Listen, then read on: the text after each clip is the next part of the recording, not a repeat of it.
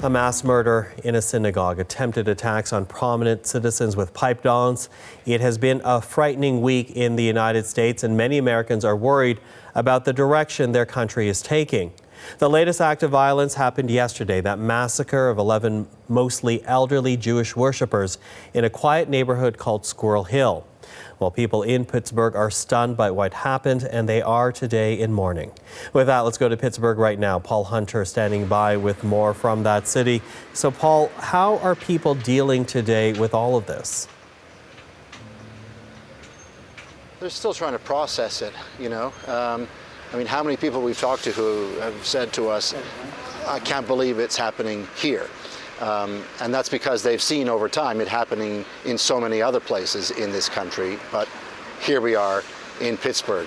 There's a memorial service here this afternoon. People are starting to file in. I don't know if you can see on the steps behind me, but they've got comfort dogs out to meet with people who come to take in the memorial service and to try to begin processing it. A lot of talk about the language of Donald Trump today. And whether, you know, the conversation lately about whether the kind of language he's been using has emboldened people. I've heard that from people we've talked to today. But just generally a kind of sadness, you know. We went up to the synagogue a little earlier where people were laying flowers. Of course, they're not allowed to go up to the synagogue because there's still the police tape around it. So police officers will take the flowers from people and walk them over to yet another one of those makeshift beds of flowers that have been brought up by people. When we were outside the synagogue, we ran into Carl and Bella Schachter, a couple that we had seen go up just to kind of stand by the synagogue and think about what had happened. And I said, is it okay? Can we talk to you? And they told me they were Holocaust survivors as children in Ukraine. And then they moved to America.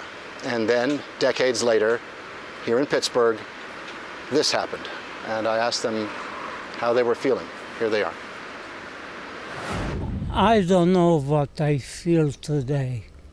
I honestly don't know. It's very sad. It's a very sad day. We always said never again. But it did happen again. It is unbelievable. It's 11 people lost their life just because they are Jews. It's unbelievable. We are a nation of peace. We like peace. But they didn't like us. It's very sad. Very, very sad. Never again, she said. Never did she think she would see such a thing again. Never did either of them think they'd see it here. Such a horrific act of violence that took place yesterday, Paul. And yet, this is not the first time gun violence like this has happened in the United States. And again, we are seeing a debate about gun control. What are people saying this time around? That they don't know if anything will ever change. That they've seen this time and time and time and time and time again.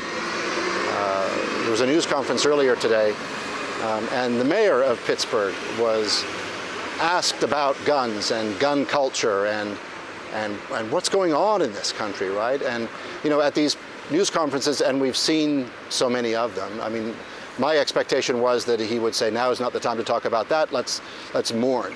But he engaged, and he echoed the words we heard from Donald Trump about, you know, whether it's time to arm synagogues. And he said, we shouldn't be arming synagogues or churches or schools or any of these places. That's the wrong way to look at it. Here's what he said.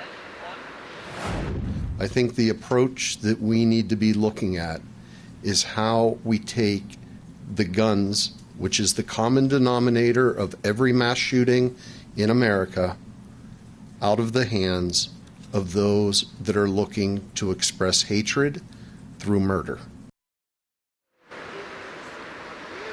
It is as if everyone is frustrated and sad and fed up and at their wits' end about what to do about this, with the underlying feeling that they don't know what to do about this and they have no faith that anything will ever change in this country.